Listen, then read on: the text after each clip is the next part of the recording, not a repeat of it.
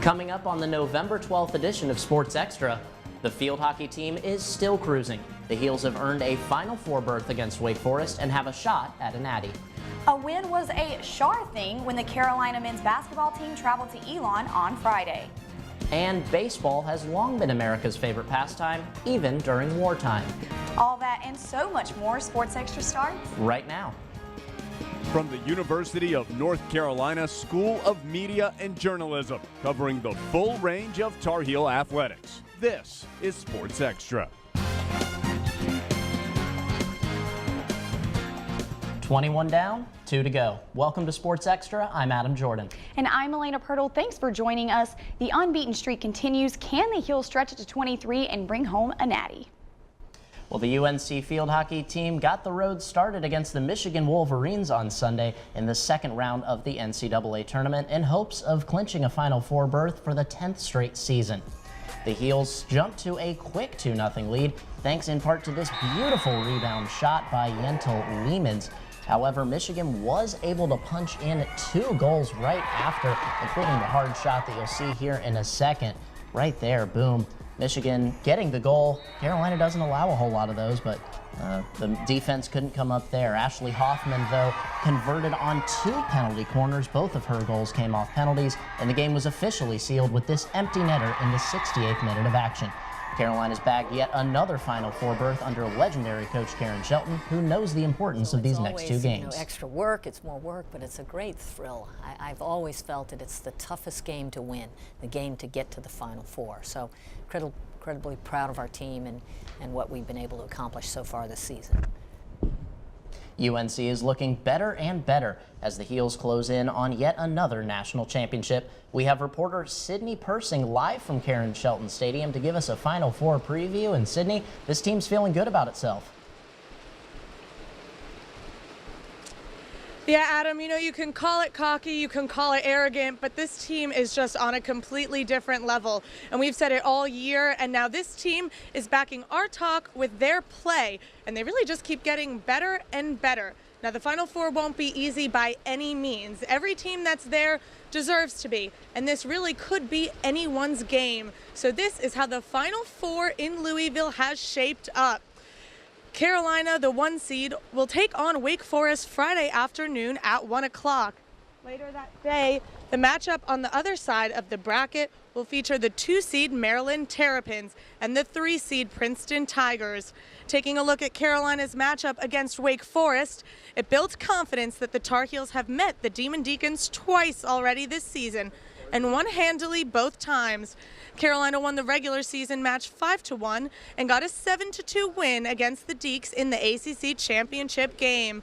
The Tar Heel lead the all-time series 34-19. And on the other side of the bracket, we have the 15-4 Princeton Tigers and the 21-2 Maryland Terrapins. Maryland won the regular season match between these two in double overtime 5-4. And if we look ahead to the championship, should UNC make it, Princeton lost its regular season matchup to UNC this year and is 1-6 against the Tar Heels all time. Maryland didn't play the Tar Heels in the regular season and is 12-12 against the Tar Heels all time. Now, I could stand here all day and tell you how good this team is, but I am by no means a field hockey expert, but that's okay because I have 2 here with me. This is Caroline Murphy and Lisa Schneider, both players on the UNC club field hockey team. Lisa actually plays for the German national team. So, Lisa, I'll start with you. As someone who plays on a national team, talk to me about the skill and talent level of the girls here at Carolina. Yeah, the girls are so good. They have so many good players, and even if the first 10 come off, just the next 10 really good players come on, and they just don't lose any skill at any good level. So, Caroline, if you can tell me, why is this team so much better than the rest? They're undefeated this season, and it seems thus far they haven't really been that challenged. Yeah, I really think they have the potential and the skill that a lot of teams don't have the experience of playing in Final Fours in the past couple of years as well. That really gives them the competitive edge when you play at such a high stakes game. So I'll leave this question to either of you. Do the Tar Heels win the national championship? If so, to who and why? I say yes, they win. I predict that they play Maryland probably in the final. Final score prediction?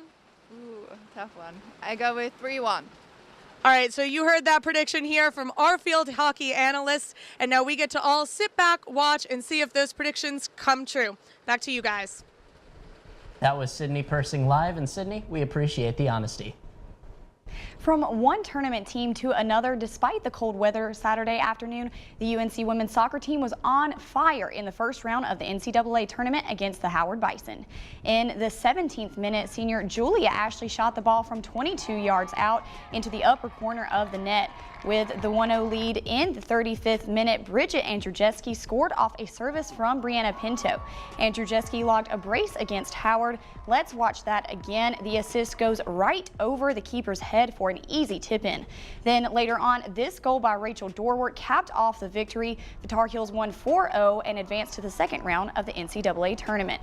After the win, Andrzejewski shed light on what the team needs to do to keep moving forward. I think that we always need to stay focused on every single second. Every little thing during the game is important, every pass to feet, and I think that's what's going to get us to the furthest level, and we just need to focus on those little things. The Heels play Kansas in the next round. The U.S. women's national team is in the middle of a two-match stint in Europe against Portugal and Scotland. 7 of the players on that roster are current or former Tar Heels. That's more than a quarter of the squad. UNC sophomore Emily Fox got her first cap for the national team on Thursday, starting at the right back spot in Lisbon alongside left back Crystal Dunn and striker Jessica McDonald. Both came through Anson Dorrance's program. Other Tar Heels who will be on the roster when the team takes on Scotland tomorrow are Ashlyn Harris, Merritt Mathias, Allie Long, and Tobin Heath. And from some good news to some bad news. Hearts broke in Cary on Sunday afternoon as the men's soccer team fell just short of being 2018 ACC champions. It was a hard-fought match against 10-seed Louisville, with the lone goal by the Cardinals in the 29th minute being the difference between champions and second best for the Heels. Take a look at this one more time. Defense just couldn't get it done.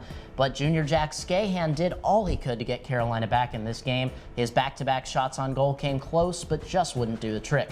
Carolina outshot Louisville in the second half, but the Cardinals went home with the hardware. The Heels will play either High Point or James Madison on Sunday in the NCAA second round. Carolina's the 5 seed.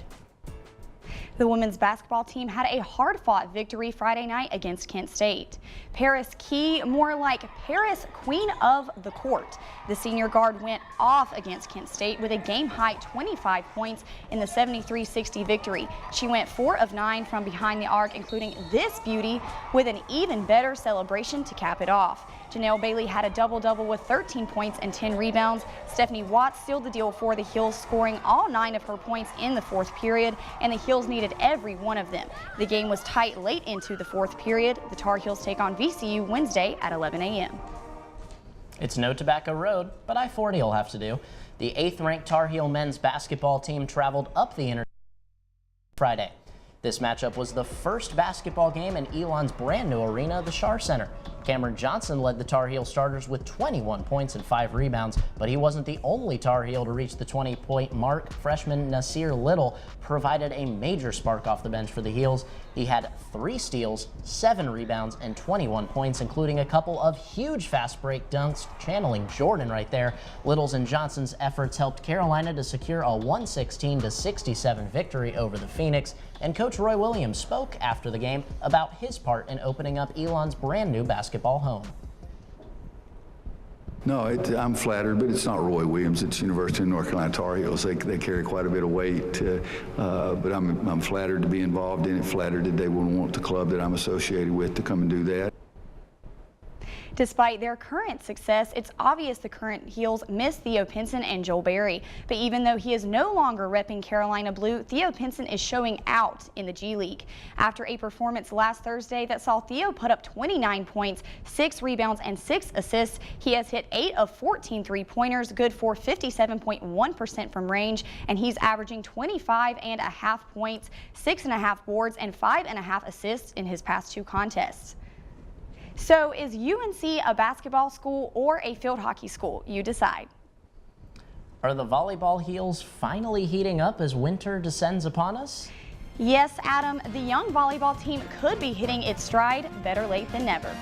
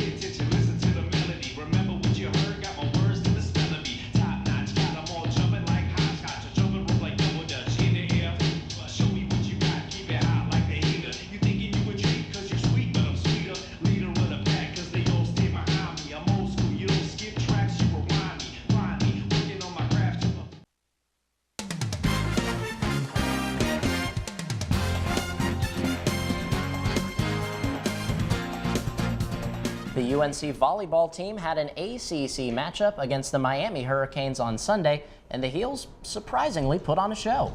The Heels won with ease as they beat the Hurricanes in 4 sets at Carmichael Arena. This is the 2nd straight win, and it's the first time Carolina's been able to win consecutive matches.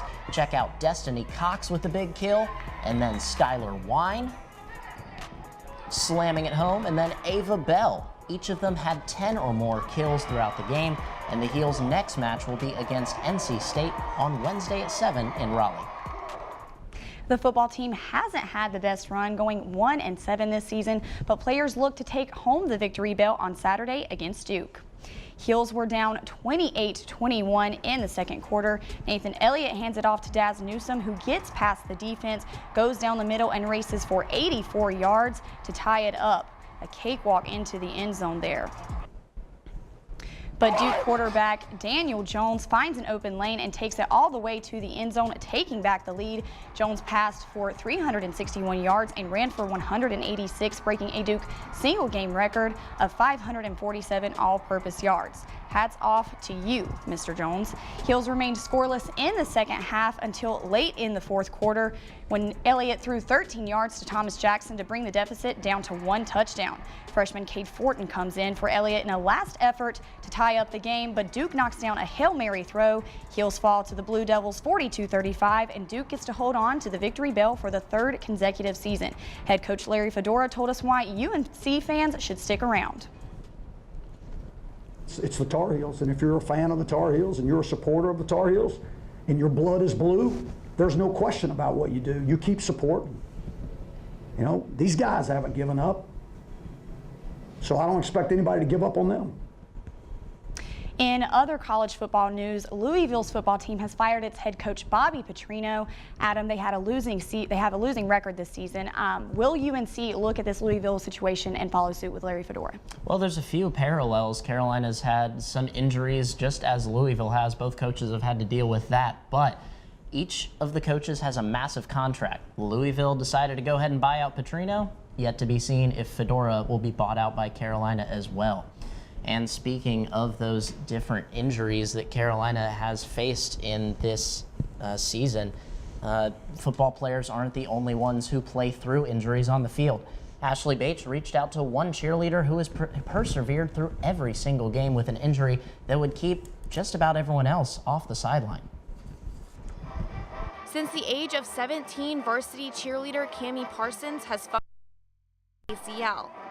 While she risks the potential of arthritis for the rest of her life, Cammie has decided the potential pitfalls of foregoing reconstructive surgery don't outweigh the love she has for the sport. I've torn my ACL twice. So the first time I tore my ACL and meniscus and got the surgery with a cadaver, and then I tore my ACL exactly a year later. This time, Cammie opted to bypass surgery, knowing the probability of tearing it again would just continue to increase because she's a competitive, determined athlete. I chose not to get the surgery because with the dynamics of cheer, there's no real hard or lateral movements that would cause me to have huge instability. With the brace, I'm able to do almost everything that I can with an ACL. But even with the brace, Cammie is still faced with some challenges, one of which could have cost her her spot on the cheer team her freshman year. During tryouts, I dislocated my knee doing a tumbling skill because of the lack of strengthening of the muscles around my knee. My coach actually took a chance and still put me on the team even though I dislocated my knee. The challenges of Cammie not having a healthy ACL also affect her stunt partner, who has to lift someone who requires extra stability. So a few obstacles we've kind of run into are, there's like a stunt where we have, she's on my shoulders and you have to kind of pop her up and then get her on your hands. And through her wearing the brace, sometimes can rub your ears. And me, I already have bad ears because I wrestled in high school, so it kind of rubs a little weird, but we get through that. Even though she is not 100% physically, Cammie thinks her drive and determination make her an asset to the squad. Her coaches and teammates seem to agree. In Chapel Hill, I'm Ashley Bache reporting. I don't know about you, but I have a whole lot of respect for someone who's willing to compete despite the potential of having arthritis for the rest of her life. McKenna Jones had her run through at the Oracle ITA National Fall Championships come to an end on Saturday in a semifinal 3-set battle. In the first set, Jones started off slowly against Michigan State's Kate Fahey and couldn't make up for her mistakes, losing 4-6. By the second match, Jones had gained her momentum and Fahey couldn't keep up. Jones wins the set 6-2, tying the match. In the final set, Jones couldn't figure out Fahey's trick shots and fell 4-6 to finish up her play in the tournament. Although the UNC dance team doesn't get highlighted often, the dancers' work and dedication doesn't go unnoticed. Our Reagan Dellinger has the story. The UNC dance team is a part of the Spirit program here at Carolina. You may see them at home basketball and football games smiling and dancing, but behind it all, they are student athletes with ambition and goals.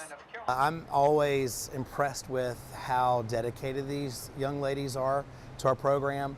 They really do sacrifice a lot of time, and they put a lot of effort into making sure that our game day experience here is the best it can possibly be for our fans. But this game day experience doesn't come easy. With 2 to 3 night practices a week, 6 a.m. training, and choreographing on the side, the dance team has a busy schedule, especially for the seniors who are in charge of dances and music. The work ethic, because some of those practices, they're run by the team themselves, their workouts, it takes a really strong work ethic, because not only is there the time you have to spend together, but they're being led by their peers. And so the upperclassmen will take the lead and run those workouts, and it's really benefited us. It's been hard, but we've also had some of the juniors come help us recently, now starting into basketball season, so that's super cool, and we love doing it, and we like to see the final product too. Because the dance team isn't solely funded by the athletic department, the team fundraises throughout the year for their competitions and gear. By hosting clinics for young girls, the team is able to serve their community and fund the team's needs. With football season coming to an end, the girls are excited and working hard for this upcoming basketball season. I'm really proud of the way that they've worked so tirelessly to make sure that they're the best dancers and student athletes that they can be. Be on the lookout for the girls at the last football game this year, and especially on the court this basketball season. From Chapel Hill, I'm Reagan Dellinger reporting. The next time you're at a football or basketball game cheering on the Tar Heels, be sure to cheer on the dance team as well. It's back, and the excitement is building. Another installment of SX Update coming your way in mere seconds. I was 0.5 credits away from completing high school, and I didn't do it. My support team never stopped pushing for me to be better because they knew who I could become as a person.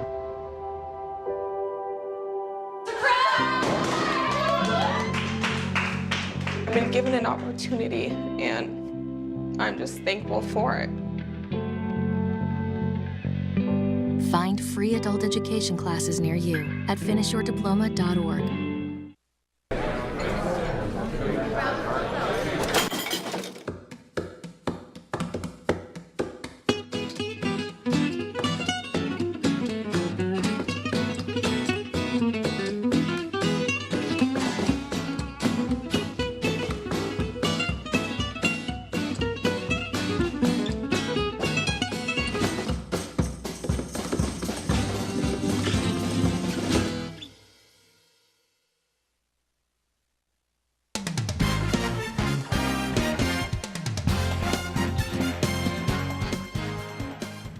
We proved a couple of weeks ago that we're no SNL, but Sports Extra can keep trying to be funny. We have Carlisle Rickman back in the studio with brand new co-host Natalie Bodie.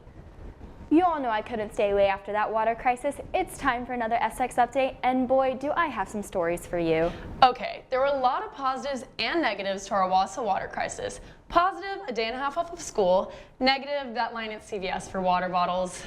But the most important point out of all of this is, do you know what happened the last time we had a water crisis? Correlation is causation here, and UNC students did the research to prove it. Seems legit to me. Here are Natalie's hard-to-swallow pills of this week. Duke's freshman basketball players are scary. In his first 2 games as a Blue Devil, Zion Williamson has scored 56 points and had 23 rebounds.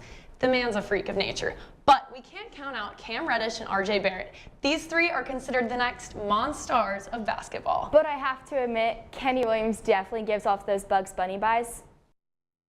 We have a Space Jam 3 on our hands. Now we also have a major alert Carolina here because the women's basketball team is on absolute fire right now. 2 100-point games already this season. In light of that, other teams have currently moved to Condition 2 and will cease all mandatory operations to avoid any more damage. Now, on my first segment, I said the volleyball team was ice cold, but scratch that because hell has frozen over and Joe Segula finally got his 800 win last Sunday, and they won again yesterday against Miami. Maybe we can call this a hot streak.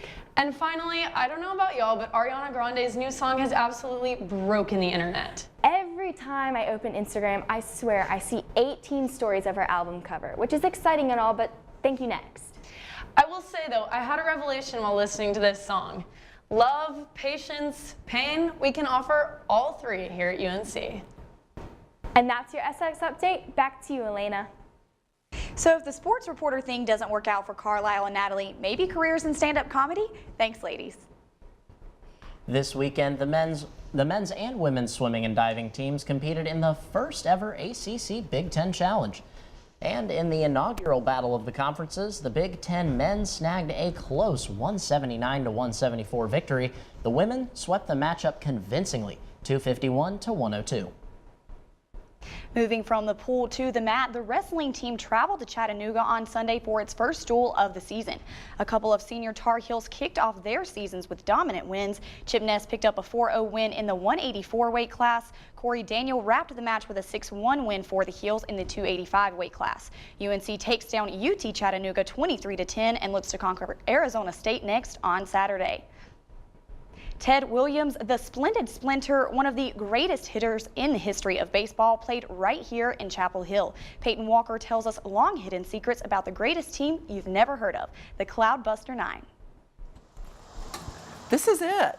Yeah, good. You can see, but it was down here. Ann King is referring to this trunk, or the treasure chest that kept an incredible family story hidden in the basement of her childhood home for years. But basically, it was sitting in here.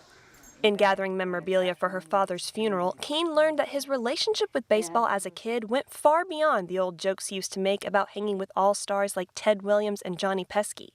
I realized that it was a bigger story than he had really told. In fact, I don't think he really knew how big it was. At 9 years old, Jim Rao served as the bat boy for the Cloudbusters, a 1940s baseball team made up of men training at a World War II Navy pre-flight school at UNC Chapel Hill. Keene knew Williams and Pesky had played on the team, but it wasn't until she found the trunk that she discovered just how many stars her dad was hanging out with in the dugout. We found almost 24 Major League players who actually cycled through Chapel Hill. And there's a big difference there, going from 2 people to 24 players who played for the Red Sox and the Yankees and the Indians and the Reds and the Cardinals. I mean, it was all there, so much bigger than I could possibly imagine. So it was, I don't want to use the word game changer, but it was. At age 79, Jim Rao told an audio archivist what it was like getting to hang out with all these major leaguers as a kid. After practice, we'd always go to the Scuttlebutt, was right behind the ball field. The Scuttlebutt is like a snack bar to you and me. Okay. So they call it. And we'd always get lemon ice cream. Ted Williams loved lemon ice cream, and so did I. And he got me a half a gallon or a quart of ice cream, and we'd sit there and eat it, and we'd talk. And of course, my eyes were bigger than saucers. Rao's eyes were big because of the stature of Williams and the other baseball players. But they were in Chapel Hill for more than just baseball. They were training to fight in World War II. I call it playing baseball fighter pilot style. There were just all these different techniques incorporated for hand-eye coordination, running, just becoming more aggressive, different training measures to toughen them up, not only physically but emotionally. Because the team had so many famous players, Oh, I think that's Garinger right there. Keene assumed there would be dozens of books about the Cloudbusters, but she didn't find a single one. So she picked up the pen herself, and her book has turned out to be quite the hit. It was such a fascinating tale. I just really enjoyed it, and I even like baseball. Pappas might have found it fascinating because the book isn't so much about baseball as it is about a period of history most of us know very little about. With all the hand-to-hand training, it was constant. Now, because of Ann Keene's book and her discovery of the trunk, we know much more about the team that helped win World War II. Families hold these heirlooms, and they're everywhere. They're in attics, they're under beds, they're in basements, in metal containers that one would think are not very valuable. But oh, how valuable they can be. In Hickory, I'm Peyton Walker, reporting. That story is a reminder that yesterday was Veterans Day, so we'd like to send a big thank you to all of our servicemen and women who have served or are currently serving. If you see a veteran today, be sure to say thank you. Well, that does it for this edition of Sports Extra. Thanks for watching. Have a great night.